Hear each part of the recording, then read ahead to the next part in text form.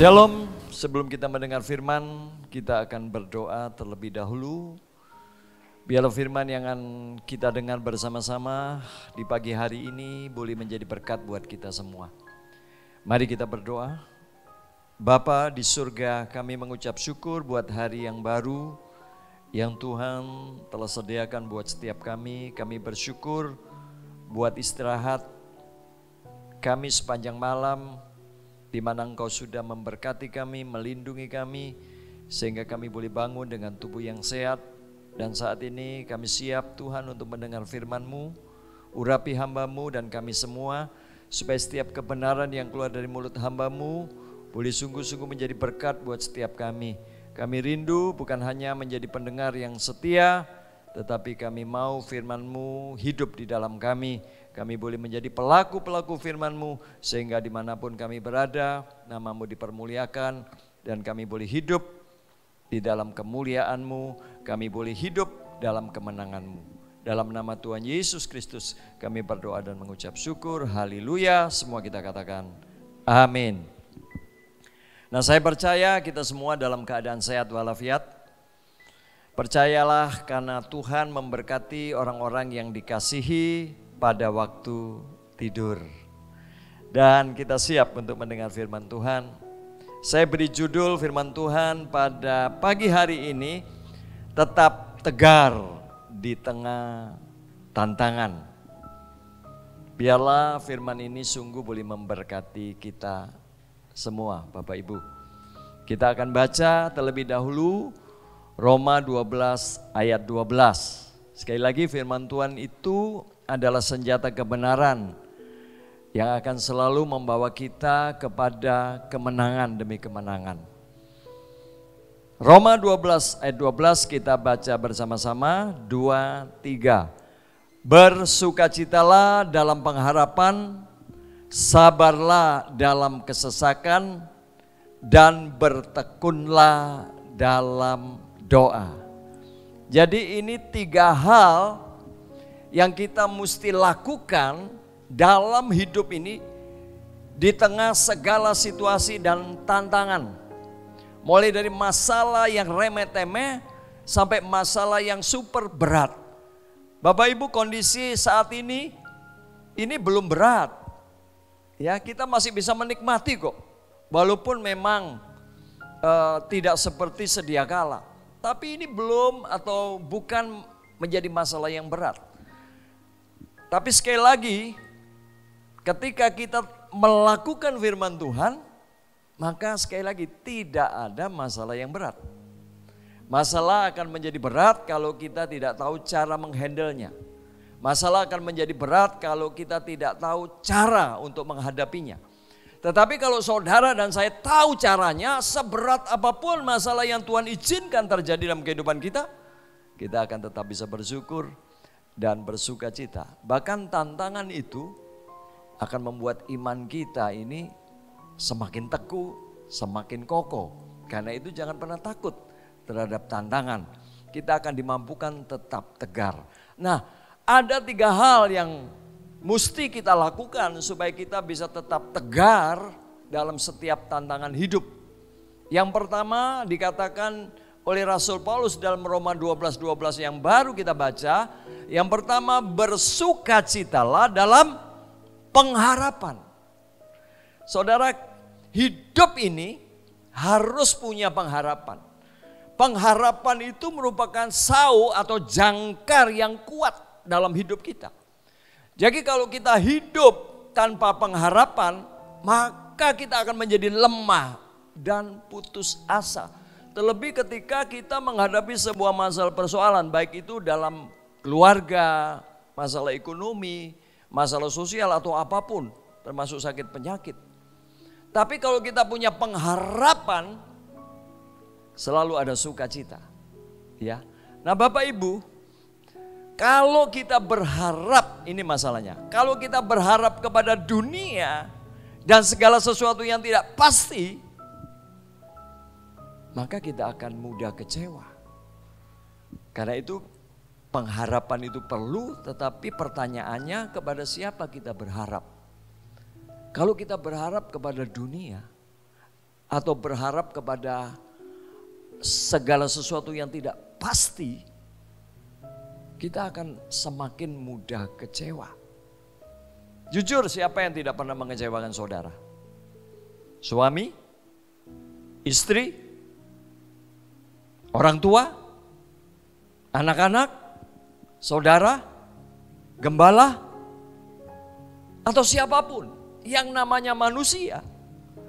Ya sangat mungkin untuk mengecewakan kita.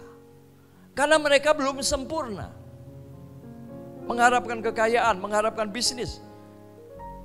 Itu pun tidak bisa menjadi andalan kita, Bapak Ibu. Jadi pengharapan kita satu-satunya harus ada pada Tuhan. Pengharapan kita harus pada yang pasti dan absolut. Sekali lagi, pengharapan di dalam Tuhan itu yang paling penting. Karena Rasul Paulus menulis, pengharapan di dalam Tuhan tidak akan pernah mengecewakan. Semua janji-janji Tuhan itu adalah ya dan amin. Karena dijamin. Ya. Ada satu jaminan, ada satu kepastian. Dan tidak mungkin meleset. Karena Allah bukan manusia yang bisa dan dapat berdusta. Rasul Paulus menulis kepada jemaat di Kolose. Ya. Kolose 1 ayat 23. Sebab itu kamu harus bertekun dalam iman, tetap teguh dan tidak bergoncang, dan jangan mau digeser dari pengharapan Injil yang telah kamu dengar dan yang telah dikabarkan di seluruh alam di bawah langit, yang aku Paulus telah menjadi pelayannya. Jadi kita harus menguatkan atau meneguhkan iman agar tidak bergoncang sekalipun langit dan bumi ini bergoncang. Jangan mau digeser dari pengharapan Injil.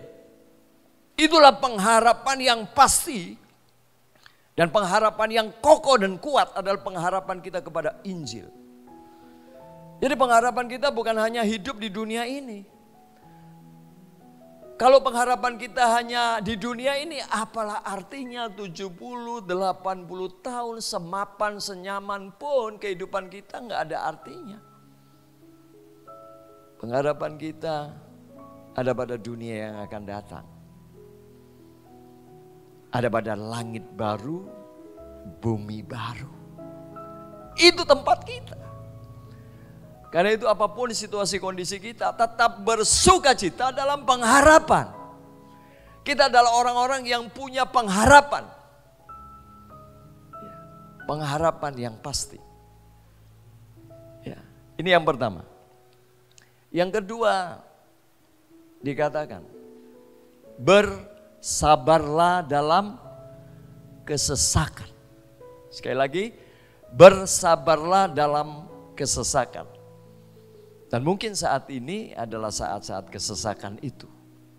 Kita nggak bisa leluasa untuk sekolah, belajar, bekerja, bahkan beribadah pun harus di rumah saja. Ada banyak dari kita yang harus dirumahkan.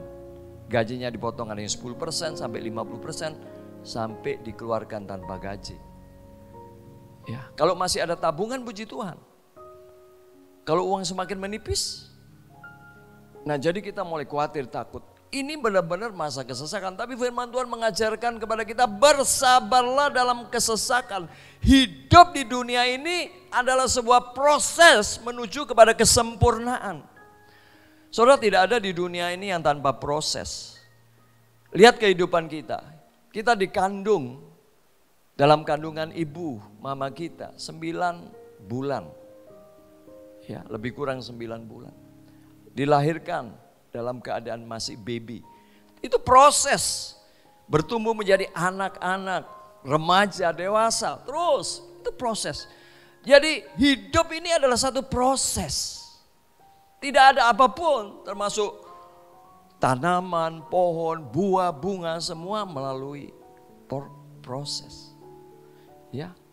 Musa, prosesnya luar biasa Bapak Ibu. Dia harus lari dari Mesir 40 tahun diproses di padang gurun. Dari seorang pangeran Jadi pengembala kambing, domba. 40 tahun di padang gurun, dia merasa nggak berarti apa-apa. Lalu 40 tahun berikutnya diproses untuk menjadi pemimpin yang baik, yang sabar bersama bangsa Israel. Ya, bangsa Israel sendiri diproses di padang gurun 40 tahun. Semua perlu proses Bapak Ibu. Yusuf 13 tahun diproses sampai dia timbul seperti emas, menjadi penguasa yang dipakai di negeri asing, yaitu di Mesir.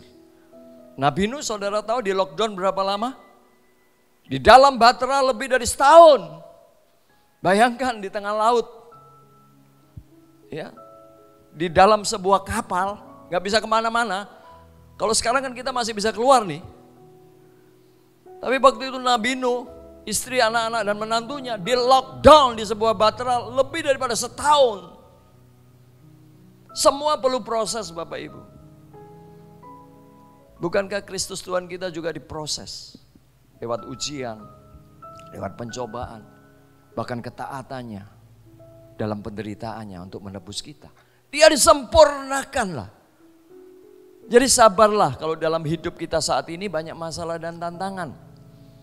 Banyak penderitaan dan kesesakan. Semua itu ya Tuhan izinkan untuk menjadikan kita sempurna. Rasul Paulus menulis dalam kitab Roma 8 ayat 18.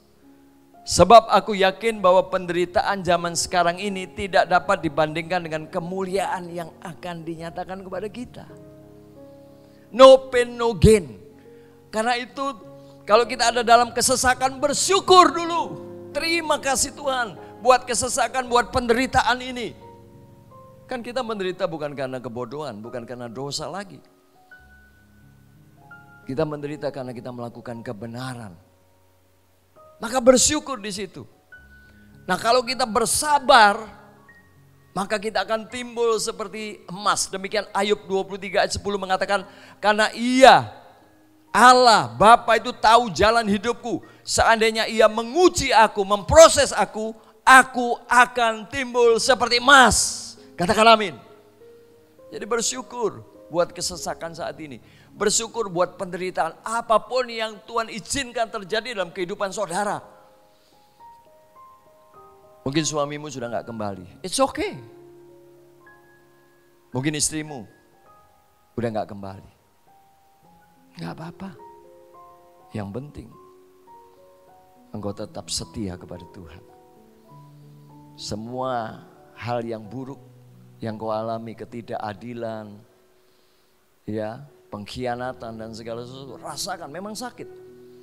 Tapi sekali lagi bersabar itu kan akan membentuk iman kita seperti emas.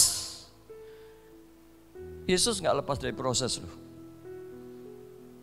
Dia yang selalu berbuat baik, yang selalu menolong, banyak melakukan perbuatan kasih, mujizat.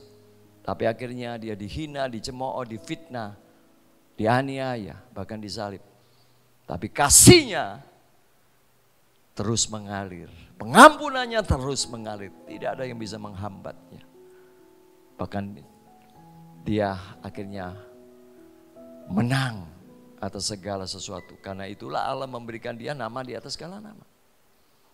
Jadi bersyukur. Yang ketiga, Bapak Ibu, bertekunlah dalam doa.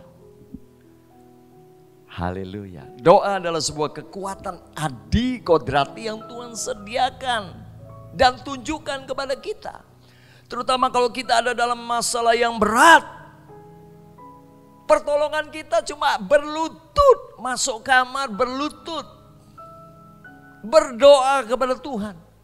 Bukankah itu yang ditunjukkan oleh Tuhan Yesus ketika dia bergumul di taman Getsemani bersama dengan muridnya. Hatiku sedih dan gentar seperti mau mati rasanya. Bahkan dikatakan karena gentarnya, peluhnya itu seperti titik-titik darah. Apa yang dilakukan Yesus? Dia berdoa kepada Bapanya. Dia tekun 3 kali dikatakan oleh Alkitab. Doa yang sama. Dan Tuhan memberikan kekuatan di situ.